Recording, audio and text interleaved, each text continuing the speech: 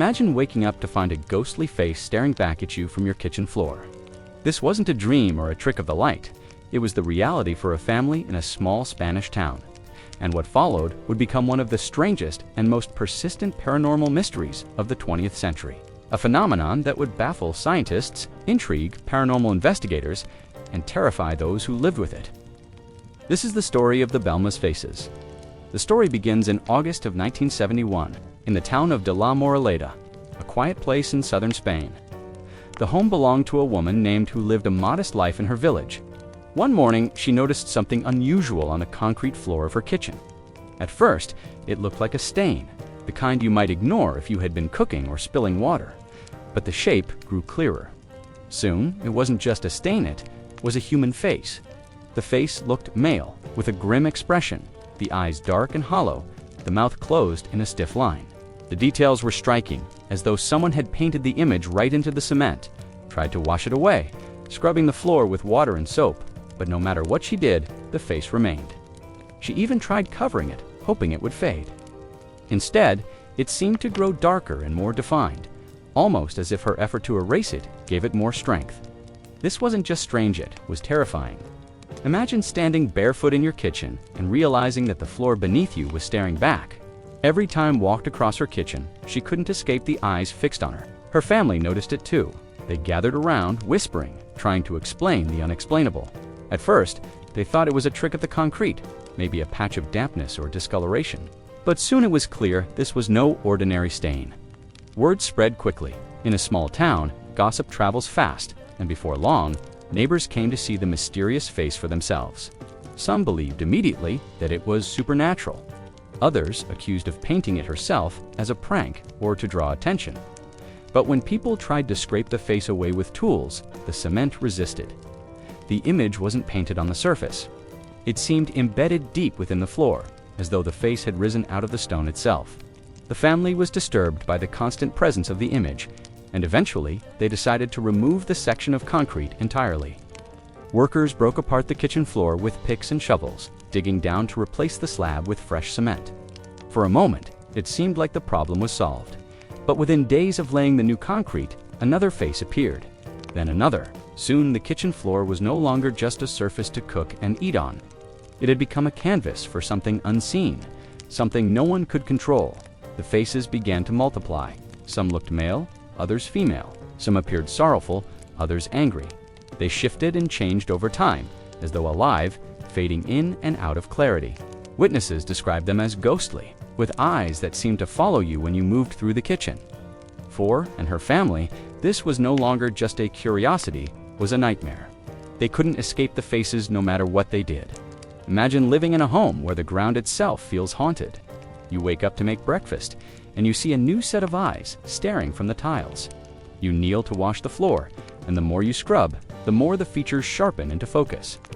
That was the daily reality for her kitchen, became a place of fear, yet she couldn't leave her home. It was as if the phenomenon had chosen her house for reasons no one could understand.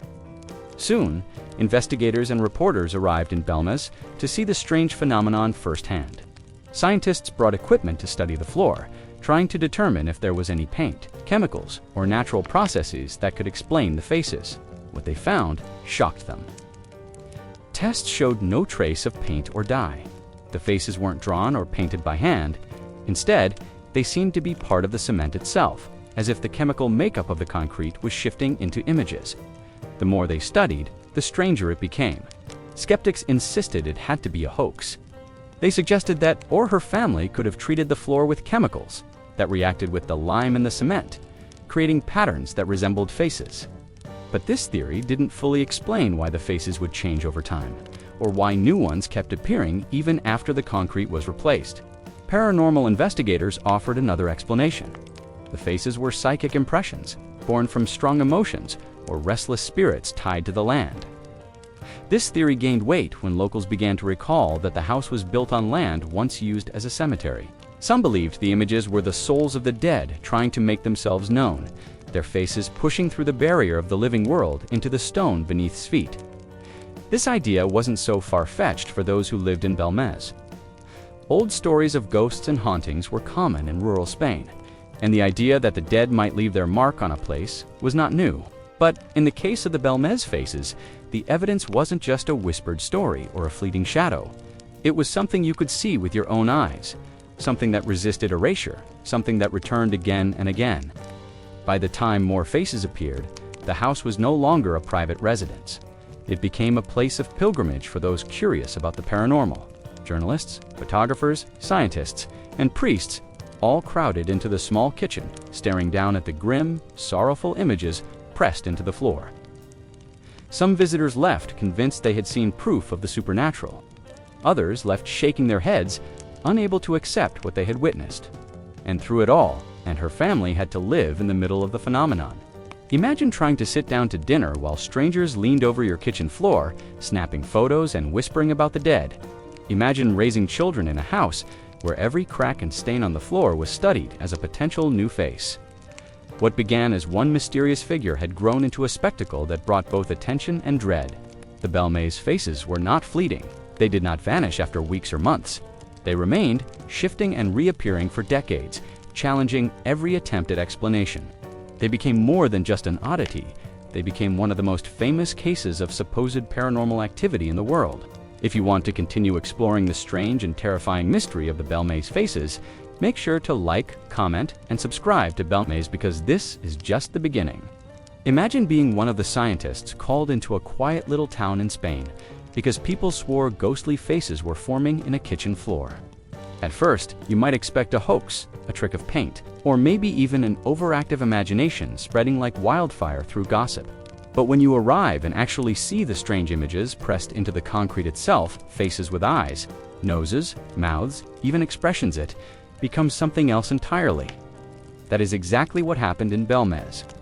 Experts arrived, ready to disprove the stories, and instead walked away with more questions than answers. By the time researchers came, the family had already tried to erase the first face by scrubbing it with soap and water, bleach, even scraping at the floor with tools. Nothing worked. So in frustration, they allowed workers to tear up that section of the kitchen and pour new cement.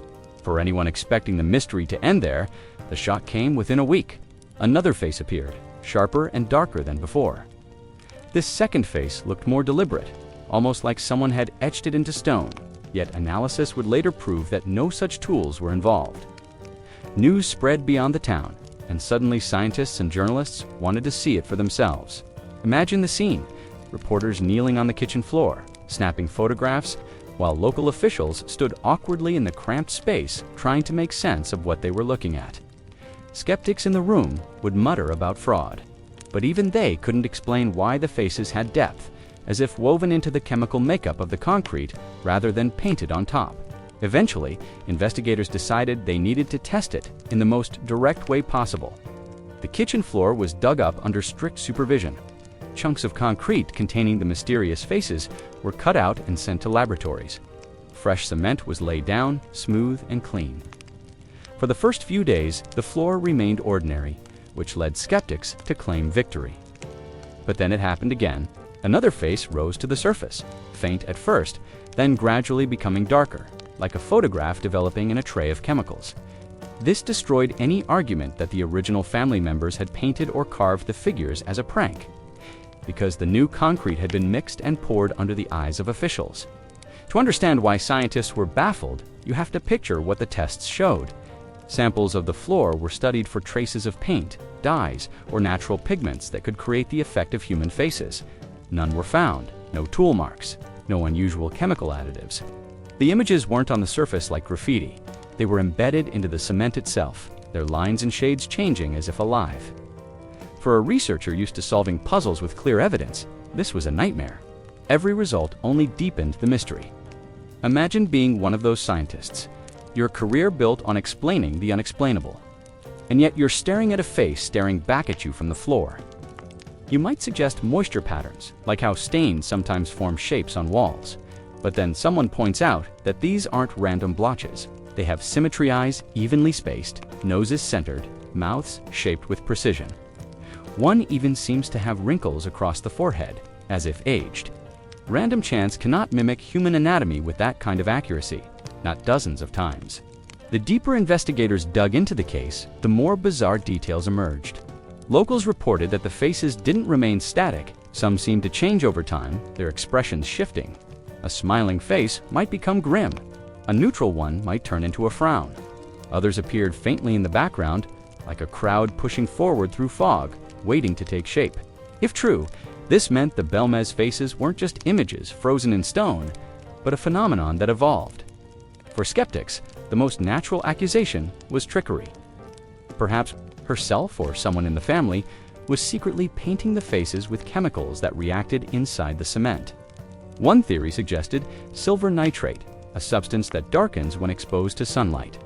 But again, lab tests found no such chemical residues. Another theory accused the local government of creating the faces to boost tourism, turning the tiny town into a magnet for curious visitors. While tourism did indeed rise, there was never evidence that anyone profited enough to justify such a complicated hoax. There were even more extraordinary claims. Some paranormal investigators suggested that the faces were examples of thoughtography, a process where intense mental energy imprints itself onto physical material. According to this idea, the grief, fear, or history buried within the house itself might have projected onto the floor, shaping the concrete into ghostly visages. It's a stretch, but when faced with evidence that resists explanation, people turn to whatever theories remain on the table. To understand why this particular house might carry such a charge, consider the history of Belmez. Digging into records revealed that the home was built near or possibly over an old cemetery.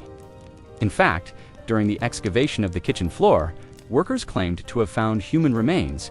Bones were removed and reburied, but the faces continued to appear afterward.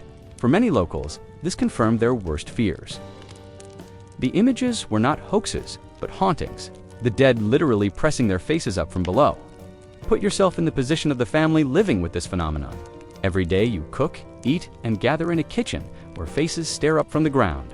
Guests shuffle awkwardly, not sure where to look. Some refuse to enter at all.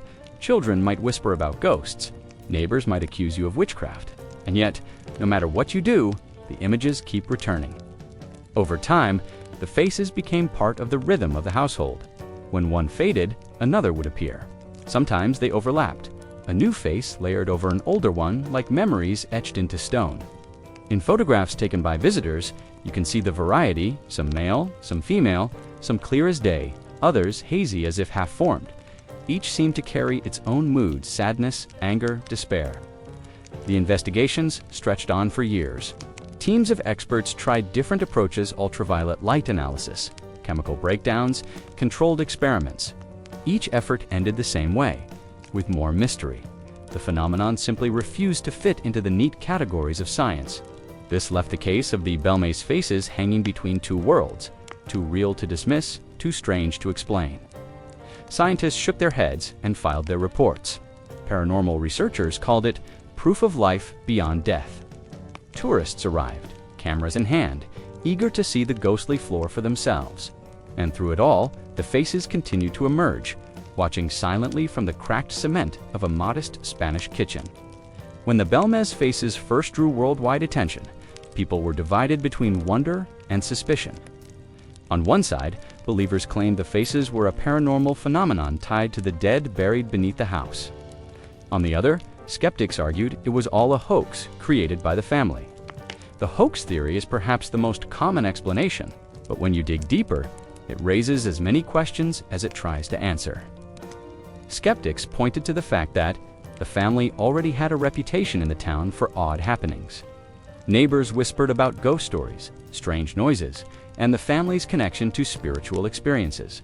That background, critics said, set the stage for a deliberate trick. If people already saw the family as connected to the supernatural, then creating ghostly faces on the kitchen floor could draw attention and maybe profit. From this perspective, the mystery becomes less about restless spirits and more about human motives.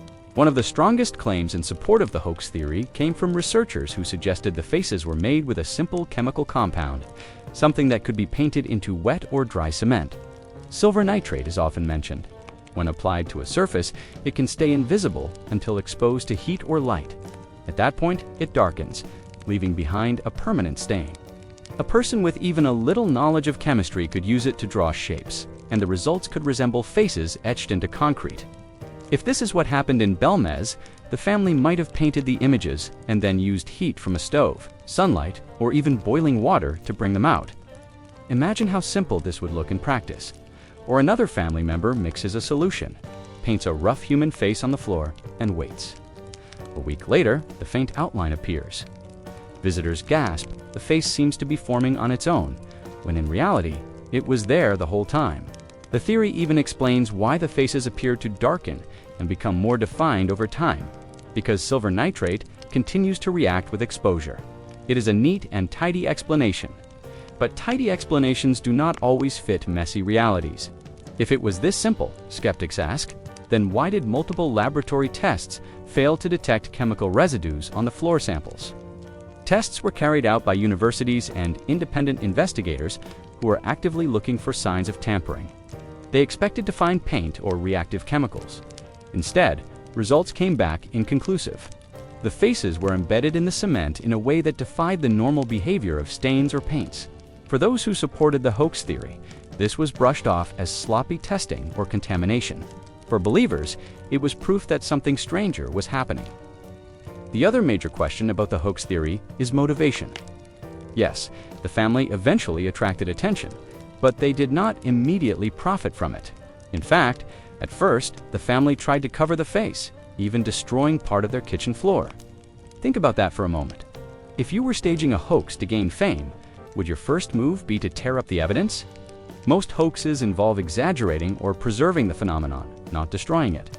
And while the town eventually saw tourism, it took years for the site to attract serious visitors. The family lived through suspicion, ridicule, and intrusion before they ever saw any benefit. Still, skeptics built their case carefully. They noted how the faces always appeared in the same home and nowhere else in Belmez. If this were a genuine paranormal phenomenon tied to the land, shouldn't other houses built over the same cemetery show faces too? And why did the images only appear in visible areas like the kitchen floor, rather than hidden spaces like the foundation or cellar walls? Skeptics argue that this selective placement points to human choice, not random supernatural activity. Another piece of fuel for the hoax theory came from claims that the faces could be altered or even erased. Some visitors said they saw scrubbing the floor, and when she did, the faces seemed to fade, only to reappear later. To skeptics, this looked like an artist refreshing her work. To believers, it was the faces fighting against being destroyed. Each side interpreted the same action through their own lens. To put the hoax theory in perspective, imagine if this case happened today. With the internet, social media, and modern cameras, people would pick apart every photo and video within hours. Chemical analysis would be broadcast in real time. But in the 1970s, rural Spain did not have that level of scrutiny. Locals were left with their eyes, ears, and the occasional reporter or scientist dropping in. In that environment, a hoax could thrive longer, just as legends and rumors did. But so could genuine mysteries. The story also took on a life of its own. Once the media called the Belmez faces a paranormal phenomenon, the family was locked into that identity. Even if the family had staged the first face, the continuing appearances complicated the story. Were they continuing the trick? Or had something unexpected happened that they could no longer control? The longer the phenomenon lasted, the harder it became to explain away with a simple, "they faked it." And then there are the photographs. Hundreds of pictures taken by independent visitors show the faces in different stages, with different features. Many of these images have been examined and found to be genuine photographs, not manipulated or altered. The expressions on the faces vary, and some even appear to change over time. Could a family really sustain a chemical trick that convincing year after year without once being caught in the act? That's the key tension in the hoax theory. On paper, it makes sense. A family with a reputation for paranormal claims, a simple chemical trick, and a town hungry for attention. But when tested against the details, the lab results, the destroyed floors, the fading and reappearing faces, the theory struggles to fully hold up. It explains part of the story, but leaves too many loose ends dangling. For skeptics, those loose ends are just background noise. To them, the Belmez faces remain a clever trick that fooled people who wanted to believe. But to many others, the lack of definitive proof of fraud makes the hoax theory feel more like an easy dismissal than a real solution. And so, the question lingers. Was it all a staged performance by the family, carefully maintained to keep their story alive? Or was something stranger breaking through the floor, using the cement itself as a canvas? The hoax theory tries to close the book, but like the faces themselves, it never quite fades away. The Belmez faces did not fade with time. If anything, the phenomenon grew stranger and more controversial as the years passed. What kept the mystery alive was not only the eerie images that seemed to form in the concrete, but the fact that they continued to appear long after the supposed source of the phenomenon had passed away. For many, her death should have ended the story. If the faces were tied to her, as skeptics often suggested, then surely they would vanish once she was gone. But that didn't happen. Instead, new faces emerged, keeping the legend alive and fueling even more arguments between believers and doubters. Died in 2004, and many expected that to be the end of the Belmez mystery. After all, critics had long argued that she was either knowingly creating the faces or at least enabling the hoax. Without her, there would be no one left to maintain the illusion. But to the surprise of skeptics, the faces didn't stop. Reports surfaced of new images materializing in the house, some even more detailed than before. Visitors described clearer facial features, including eyes, mouths, and expressions that shifted over time. It was as though the house itself had taken on a life of its own, no longer dependent on its human occupants. This continuation became one of the strongest arguments for believers. If had been the one behind the phenomenon, how could it continue after her death?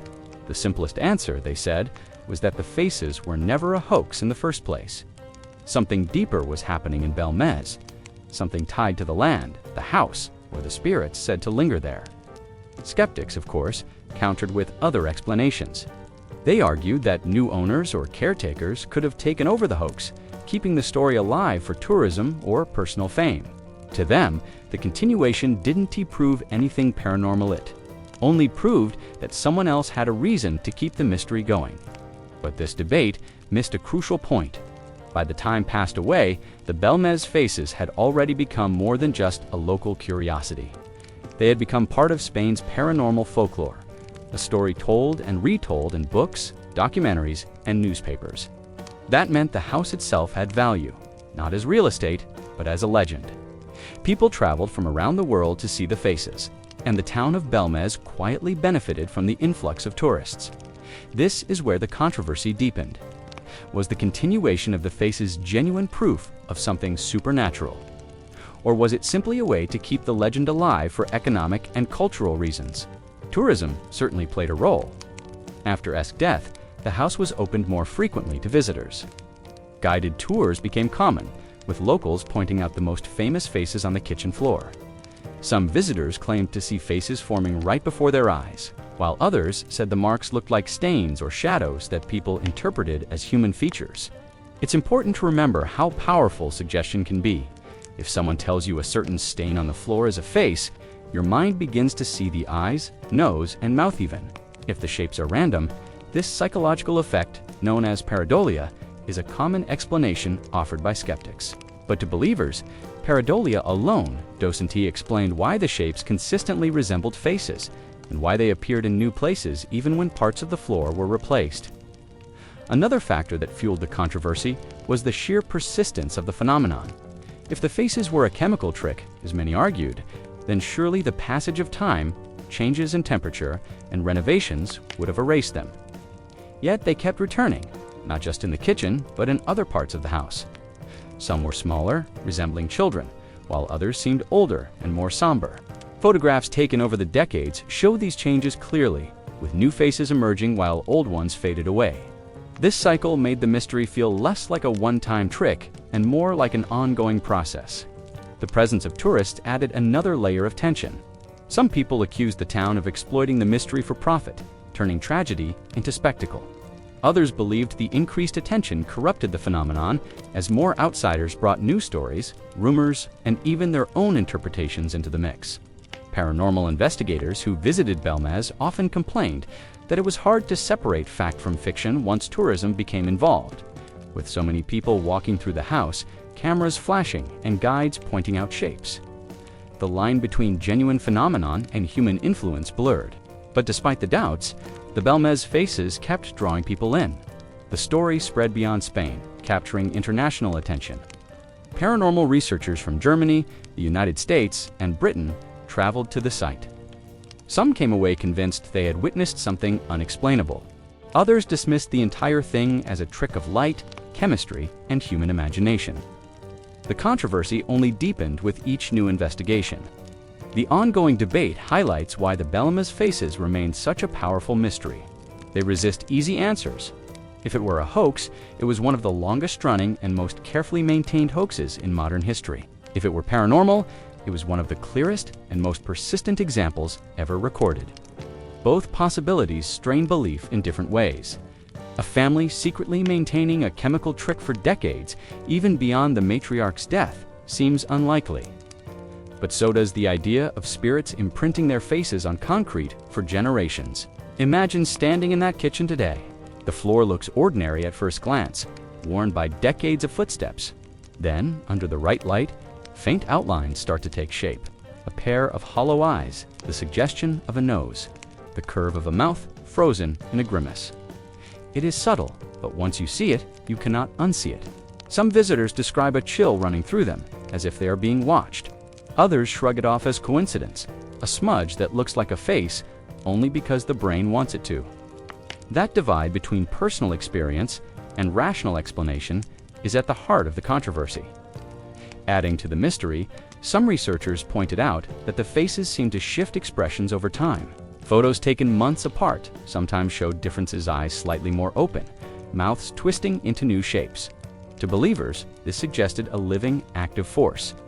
To skeptics, it was the power of suggestion again, combined with changes in lighting, floorware, and the way concrete naturally ages. Once more, both sides saw what they wanted to see. The death of did not end the story, and in some ways, it only added credibility to it. If the faces had stopped appearing, skeptics could have pointed to her as the clear culprit. Instead, the mystery lived on, spreading even further beyond Belmez. The persistence of the phenomenon ensured that the legend would not fade quietly, but remain a topic of fierce debate, splitting people into camps of believers and doubters. Today, the house stands not only as a private home, but also as a monument to one of the strangest mysteries of the 20th century. People continue to visit, to photograph, and to argue. For some, it is proof of life after death. For others, it is proof of how easily people can be fooled. But what cannot be denied is the lasting impact of the Belmez's faces and the controversy they continue to stir. The Belmez faces have lived far longer than anyone could have expected. What began in 1971 as a strange image on a kitchen floor became one of the most enduring paranormal mysteries in modern history. Decades have passed, scientists have weighed in, skeptics have given their explanations, and believers have shared their testimonies, but the story refuses to fade. It lingers, not just in Spain, but across the world. As a tale retold in documentaries, books, and ghost stories whispered at night, even with attempts to debunk it, the legend of the faces has only grown stronger, proving that sometimes the power of a story outweighs the force of evidence. At the center of this persistence is the human need for mystery. People are drawn to things they can't fully explain, and the Belmez faces deliver that in spades. When scientists conducted tests and claimed the images were created with chemical compounds, many shrugged and said it didn't matter. Even if one explanation worked on paper, it failed to erase the emotions of those who saw the faces firsthand. For locals in Belmez, the phenomenon was never about science alone. It was about the unsettling experience of seeing human-like features appear and shift on their own floor. That feeling of being watched, of standing in the middle of something unexplainable, cannot be tested in a lab. Stories like this endure because they feed a primal part of the human mind. Imagine a family gathered around their kitchen table. But instead of talking about their day, they're staring at the floor, whispering about the face looking back at them. Imagine strangers entering the house and recoiling when they notice the same features. That shared reaction builds a narrative that no amount of chemical testing can erase. Even if skeptics are correct, and the faces were produced through trickery or natural processes, the lived experiences of the people in that town gave the legend a power far beyond its origins. The faces also became a mirror for society's fascination with the paranormal. In the 1970s, ghost stories, and unexplained phenomena were deeply popular in Europe. The Belmez faces arrived at the perfect cultural moment, when people were ready to believe in the possibility of life after death and restless spirits trying to make contact. Newspapers and television crews fueled the fire, reporting on the phenomenon with sensational headlines. The more attention the story received, the harder it became for anyone to dismiss it outright. Each visitor brought their own interpretation, and those interpretations layered onto the legend, until it was less about a kitchen floor and more about the question of whether the dead can reach the living. Urban legends survive because they evolve with time, and the Belmez faces are no exception. When it was alive, many tied the faces directly to her, believing she was somehow connected to the phenomenon. After her death, the legend adapted. Instead of disappearing, the faces reportedly continued to appear, making the story even more compelling. This shift gave believers new fuel, proof in their eyes that the phenomenon wasn't tied to one person, but to something deeper, something tied to the land itself. That adaptability is why the story is still told decades later.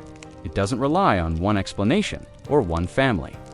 It bends and reshapes itself as needed, keeping people hooked. The haunting element of the Belmez faces is not just in their appearance, but in their persistence. Imagine a scientist proving beyond doubt that the faces were made by chemicals. Would that change the way people feel when they stand in the house and see those outlines in the concrete? Probably not. Belief doesn't always bow to evidence. People want to believe in mysteries because mysteries remind them that the world is bigger than their understanding. The Belmez faces became more than stains or tricks of perception. They became symbols of the unknown, marks of something that refuses to be explained away. Another reason the story continues is its connection to death, grief, and memory. Some accounts suggested the house was built on an old graveyard, which explained the faces as spirits of the disturbed dead.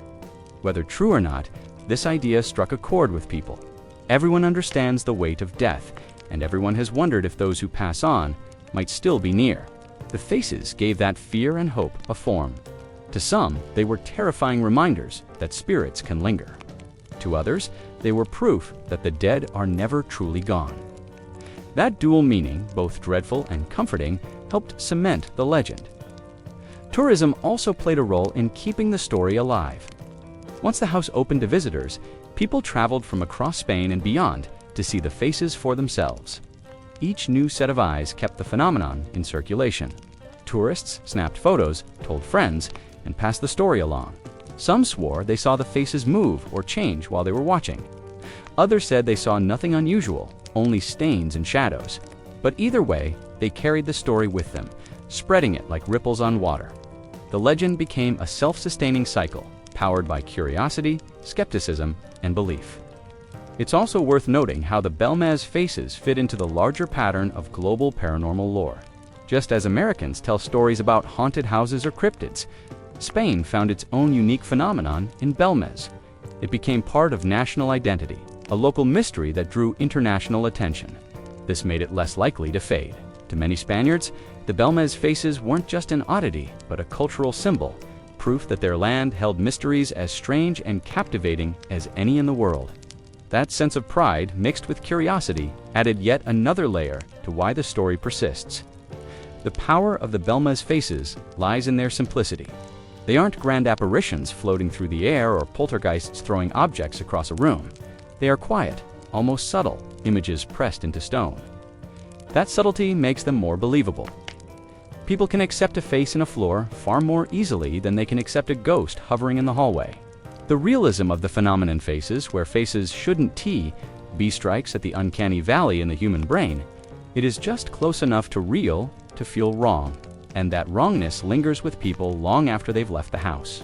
Urban legends survive when they are retold, and the Belmez faces have been retold countless times. Each generation adds its own twist. Whether it's a skeptical explanation involving chemicals or a supernatural one involving restless spirits, that ability to invite both science and superstition into the same story ensures its survival. Believers and skeptics argue endlessly, but both keep the legend alive by refusing to let it go. The story of the Belmez faces endures because it does what the best mysteries do. It refuses to give clear answers. Even today, people argue over whether it was a hoax, a natural phenomenon, or genuine proof of the supernatural. No explanation satisfies everyone, and that gap between evidence and belief keeps the legend alive. It is a reminder that the unknown still exists, even in a world where science and technology seem to explain almost everything else. So the next time you hear about the Belmez faces, remember that you're not just hearing about stains on a floor. You're hearing about a story that captured imaginations, divided communities, and refused to fade even after decades of investigation. It's a ghost story, a scientific puzzle, and a cultural legend all at once. And it shows how powerful a single, unexplained event can be when it taps into the human hunger for mystery. If you enjoyed this journey into one of the world's strangest mysteries, don't forget to like this video. Leave a comment with your thoughts, and subscribe to Belmoze for more stories that will keep you questioning what you think you know. This was part 5 of the Belmez Faces series, and there are many more chilling tales ahead.